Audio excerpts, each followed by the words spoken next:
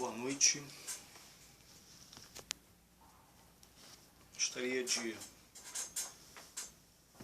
discutir aqui com vocês, se vocês pensassem junto, né, sobre o artigo 206 da Constituição Federal.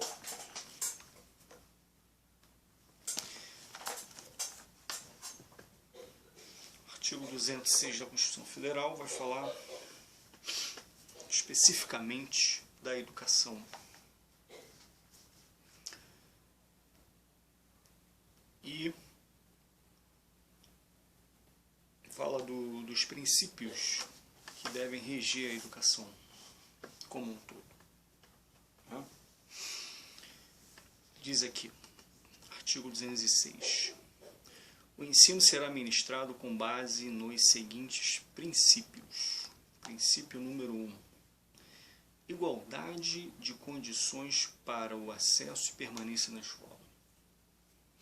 Esse princípio ele é relativamente fácil, né, de a gente entendê-lo. Princípio 2. Liberdade de aprender, ensinar, pesquisar e divulgar o pensamento, a arte e o saber. Bom, o que seria? Aí começa as possíveis interpretações sobre o que significa aqui liberdade de aprender, liberdade de ensinar, pesquisar e divulgar o pensamento, a arte e o saber. Então, esse número 2 aqui refere-se exclusivamente à liberdade, né? Dividida em aprender, ensinar, pesquisar, divulgar o pensamento, a arte e o saber. Aprender, ensinar e pesquisar e divulgar, né? 4 coisas. Vamos lá. O que seria para vocês liberdade de aprender? Eis a questão. Será que seria... Primeira questão aqui, que fica óbvia, né? Eu acho que com certeza que se refere ao aluno. O aluno tem liberdade de aprender. Ele tem liberdade de ir para a escola e tem liberdade de aprender. Até um certo ponto, liberdade de ir para a escola, né? Um pouco questionável isso, mas liberdade de aprender, o que seria isso? Com certeza a Constituição não está dizendo liberdade de ir para a escola e não fazer nada, ou seja, não aprender absolutamente nada. Ele não tem essa liberdade. O aluno tem a liberdade de aprender. Mas o que seria essa liberdade de aprender? Imagina numa aula de matemática, o aluno chega para o professor e diz, olha, eu tenho a liberdade de aprender. Se eu tenho a liberdade de aprender, eu posso escolher aquilo que eu quero estudar. Né? Tem como fugir desse questionamento? O que vocês acham? Né? Se eu efetivamente, como aluno, na condição de aluno, tenho a liberdade de aprender, como fica o conteúdo de uma aula ministrada por um determinado professor que eu de repente não queira estudar, não é? E isso se esbarra num outro problema aqui, que é a liberdade de ensinar. O professor tem a liberdade de ensinar.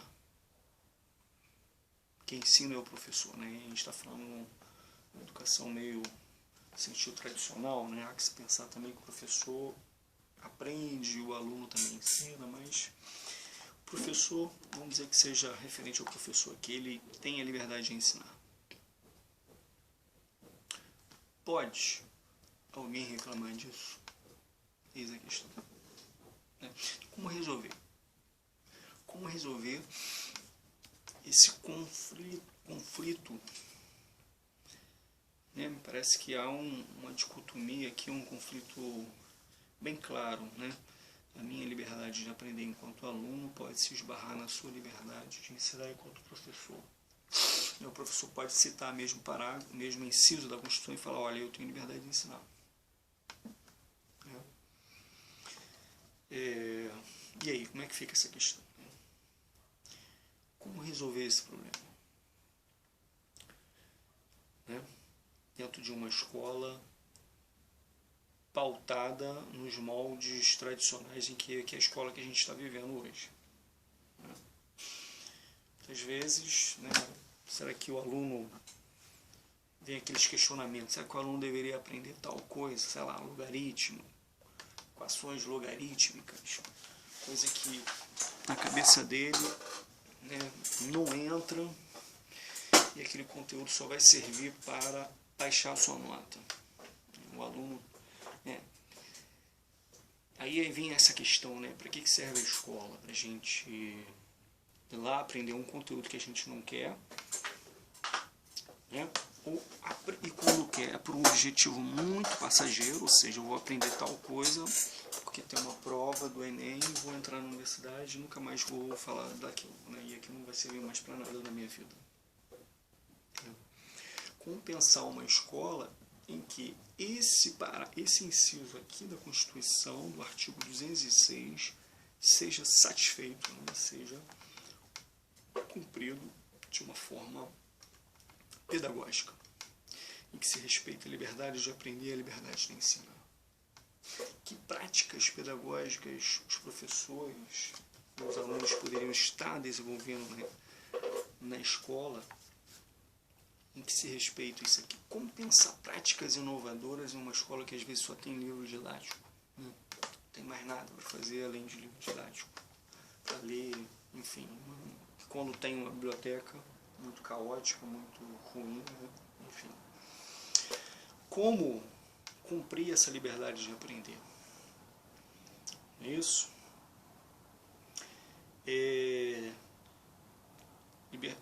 De pesquisar, ensinar e divulgar o pensamento, a arte e o saber.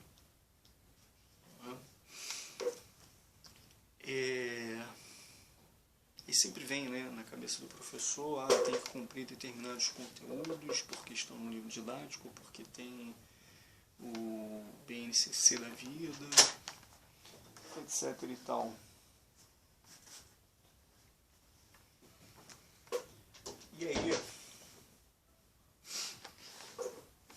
E aí o professor se sente limitado na sua prática pedagógica. Se sente às vezes coagido a cumprir com um determinado conteúdo que nem ele de fato às vezes quer ensinar ou dar da maneira, ou lecionar da maneira que ele gostaria de lecionar. Nem o aluno tem essa liberdade de escolher isso. Ou seja, esse inciso aqui, ele simplesmente não é cumprido.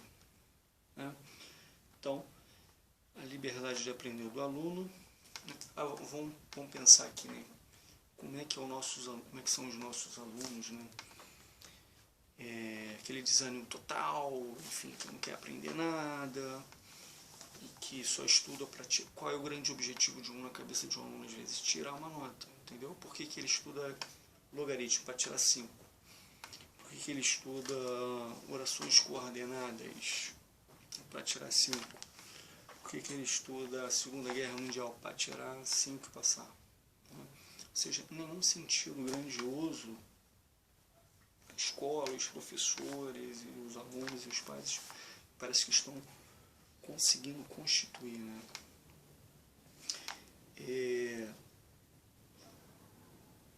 Fica de novo essa questão de como... Eu fico pensando em algumas práticas pedagógicas, sei lá, acho que escola Parque lá de Portugal, onde aluno a partir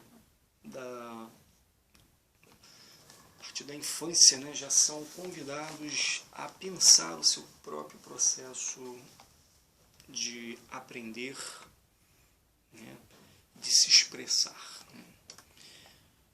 A primeira grande questão, né, que é colocada, né, nessas escolas, né, infelizmente são poucas, que me parece que esses modelos de escola é que respondem e satisfazem esse inciso aqui, liberdade de aprender, liberdade de ensinar. Então as crianças, é dito a elas, aqui você vai fazer projetos e você escolhe o projeto que você quiser fazer. Digamos que uma criança fala, olha, eu gosto de observar formigas no pátio. Show? Né? Quero observar formigas no pátio. Isso é mais interessante para mim do que ficar, às vezes, numa aula de arte desenhando uma formiga. Beleza, então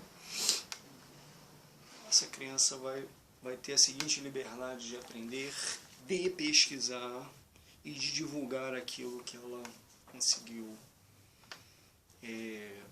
estudar, enfim, pesquisar. Então ela, na sua ânsia de querer observar formigas, ela vai ter a seguinte liberdade de estar aprendendo o que ela quer, de pesquisar os saberes que envolvem aquilo, né? E de ampliar o seu horizonte. Quer dizer, não basta simplesmente, né, chegar lá e ficar olhando para a formiga, né? Então, cabe aí o professor orientar, olha, o que você quer fazer com essa prática aí, né? Ver formigas, né? Tem como você colocar aí nesse seu projeto mais alunos que estejam interessados? Aí você começa a pensar que o aluno vai ter que desenvolver N habilidades de interação social com os alunos. Aí a gente está falando de socialização secundária na escola, né? A gente está falando de sociologia, aí o professor de sociologia vai poder interagir. E nesses modelos de escola não existe as salas de aulas, né? Ou seja, o problema da nossa escola hoje é que a gente está assim, indivíduos atomizados, o aluno sentado, o professor lá na frente explicando e acabou. Cada um fala uma coisa, aí na hora da prova o aluno cola, ele não tem vontade nenhuma de estudar nada, nada lhe interessa, são poucos os alunos que se interessam por alguma coisa. E às vezes por um tempo muito curto. E aí vamos voltando lá, a criança vai estudar formiga, então ela vai conversar com outras crianças, vai procurar e vai escrever um projeto sobre aquilo. Então ela vai estar estudando português, ela vai, eu tenho dificuldade de desenvolver um projeto. Então eu falo o seguinte, vai lá, conversa com o professor de português. O professor, ele vai estar ali aguardando, esperando os alunos chegarem. Né? Daí a gente está ensinando a autonomia, né? Aqui no inciso 205 fala do preparo para o desenvolvimento da pessoa, o preparo para a cidadania, para o trabalho. Como desenvolver essas habilidades, aqui do artigo 205, trabalho, pessoa humana, cidadão, se a gente não consegue ensinar, não se ensina autonomia, né? Se exercita e, enfim, se experiencia isso. Aí fica essa questão. Então a criança vai ter a liberdade de falar com o que ela quiser, se engajar com pessoas, né? Escrever um projeto sobre aquilo, pesquisar tudo sobre formiga. Sei lá, isso não é... O que é isso se não uma prática científica, né? É melhor do que ela pegar um livro de biologia e estudar vários tipos de inseto. Não, a criança não quer estudar sobre grilo. A criança quer estudar só sobre inseto. Né? Aí fica lá aquela aula chata que a criança não quer aprender. São 200 qualidades, tipos de inseto que você tem que aprender. A diferença entre aracnídeo e borboleta. Pra que isso, cara? Não vai levar, não vai ser entediante, não vai ser estimulante. O que está na base, talvez aqui do inciso 2, é o seguinte: a gente tem que ter curiosidade para aprender alguma coisa. E como fazer isso numa escola engessada como a gente vive? É ruim para o professor e é ruim. É uma escola que dá muito trabalho para nada. O professor fica enchendo quadro lá de números, de letrinhas, de desenhos, e não se aprende nada. Então a criança poderia desenvolver várias habilidades, né? Você vai ter que fazer o seguinte, a criança, o aluno, né? Você vai ter que divulgar isso de alguma forma. Você vai ter que, por exemplo, apresentar esse trabalho. A criança tem a liberdade de aprender, mas ela não tem a liberdade de não aprender nada. Ela tem que desenvolver algum projeto. Então, dentro desse seu projeto, 200 mil coisas podem ser pesquisadas e desenvolvidas, 200 mil habilidades podem, em um simples projeto, quer dizer, não tem, de simplicidade não tem nenhuma, né? Então a criança vai lá, eu estava vendo um vídeo sobre isso, né? E uma dessas crianças ilustres, né? Nessas escolas, é uma escola particular, né? Enfim, cheia de recursos, né? A criança queria fazer horta, então ela foi fazer horta, então ela foi estudar sobre minhoca, tudo sobre horta, né? Então é isso, né? A gente passa o tempo todo na escola, estuda um monte de coisa, não consegue aprender nada, e no final da vida você vai ser o quê? Você vai ser um especialista de alguma coisa, ou tu vai estudar algum foco, né? Alguma coisa que realmente você queira estudar, né? E a gente perde muito tempo, muito folha, muito conteúdo, muito giz, muito pilô, para nada, né? Então fica aí esse questionamento, né? Como organizar a escola de modo que o aluno efetivamente aprenda baseado na sua curiosidade, né? Vamos imaginar que a aula é sobre racismo, né? E a maior parte dos alunos são brancos. Como é que você vai dar essa aula, né? Como lidar, né, com essa questão, né, dado que a gente tem que preparar o aluno para a cidadania, né? Quais são os desafios, né, de se trabalhar esse tema? Não se trata aqui de chegar e falar, ó, racismo é isso, isso, isso, acabou, pronto, e aí? Debates que precisam ser feitos, e não será só uma aula que vai resolver o problema, que vai fazer com que a gente se conscientize disso, né? Essa é a questão. Às vezes eu pergunto para o aluno branco, por que te interessa estudar racismo? Os alunos não conseguem responder essa questão, né? Por que seria importante para um aluno branco estudar questões sobre racismo? Ele tem que pensar isso. Qual é a resposta que ele poderia construir? Então, aí talvez o professor dá essa liberdade, olha, pesquise sobre isso, traga uma resposta.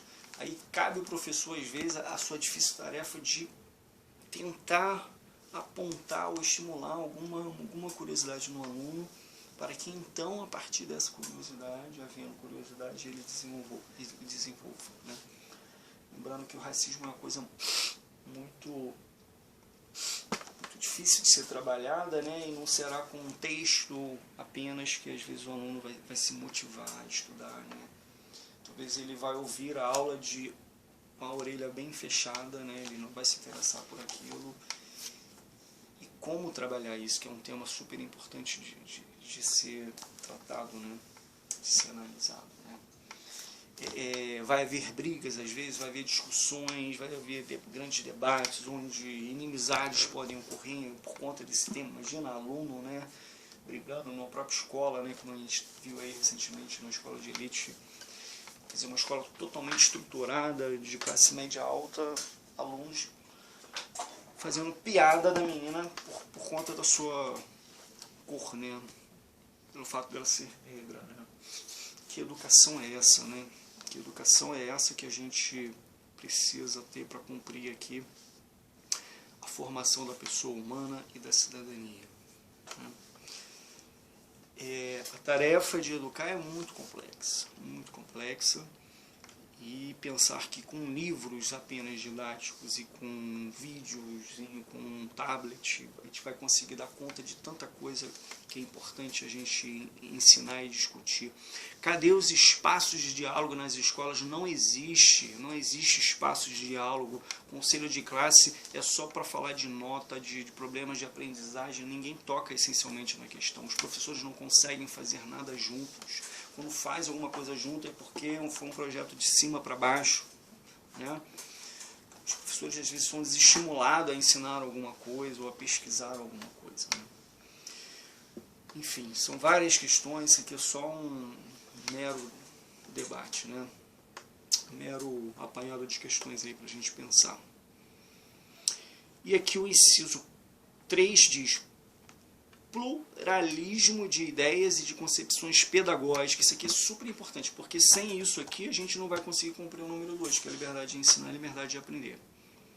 Então, pluralismo de ideias e de concepções pedagógicas e coexistência de instituições públicas e privadas de ensino. Enfim, aí a liberdade, né, porque nem todo mundo é obrigado a pôr seu filho numa escola pública, né? Muitas vezes põe porque não tem condição de pagar um ensino, né, dito de melhor qualidade, etc. e tal. Ou que às vezes quer botar o seu filho numa escola de ensino religioso, enfim, orientação religiosa.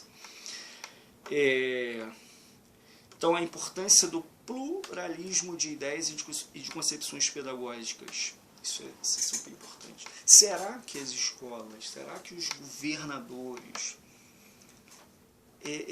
respeitam isso aqui, esse pluralismo de ideias e de concepções pedagógicas? Será que todo professor tem que ser obrigado a participar, por exemplo, de um simuladão que vai aferir apenas conteúdos? Será que ele tem essa obrigação? Qual é a liberdade do professor, né, de ensinar naquilo que ele quer, dado que ele tem a liberdade de ensinar o que ele quer, mas como é que fica isso em relação aos conteúdos do BNCC? Ele é obrigado a cumprir isso, né? Enfim. Lá no inciso 6 ele fala aqui da gestão democrática do ensino público, né, na forma da lei. Enfim, a gestão ela tem que ser democrática, né? Ou seja, são várias questões em torno do que deveria ser uma escola que respeitasse esses princípios aí, né? Que há um consenso é que a escola do jeito que tá uma merda, tá todo mundo se sentindo, os professores se sentindo uns inúteis, os alunos desestimulados, enfim, ninguém efetivamente aprende porque realmente quer aprender, né? E aí fica essa questão, né? Como é que vai ser essa liberdade de ensinar e de aprender, né? O professor vai chegar e vai falar, olha, cada um desenvolve um projeto que quer, estude o que quer, como é que vai ser isso, né? Então, de novo, né, esse modelo aí da escola Parto, lá de Portugal, enfim, acho que é interessante, né, a gente pensar nessa ótica aí, de que a escola, os professores não vão ficar na sala de aula, eles vão ser procurados pelos alunos, eles vão ficar circulando pelos espaços das escolas em diferentes grupos, conversando com outros professores, né? E os alunos efetivamente serão os grandes protagonistas daquilo que eles querem estudar, né? E aí, nesse diálogo entre professores e aluno, comunidade, pais, né, sempre apostando, né, que o diálogo entre os adultos e os jovens possam suscitar aí outros interesses, outras orientações para aquela criança que às vezes quer aprender alguma coisa, mas não sabe como fazer isso, né? Então fica essa ideia aí da importância da liberdade de ensinar e de aprender, né, que eu acho que é uma coisa que a gente precisa pensar seriamente,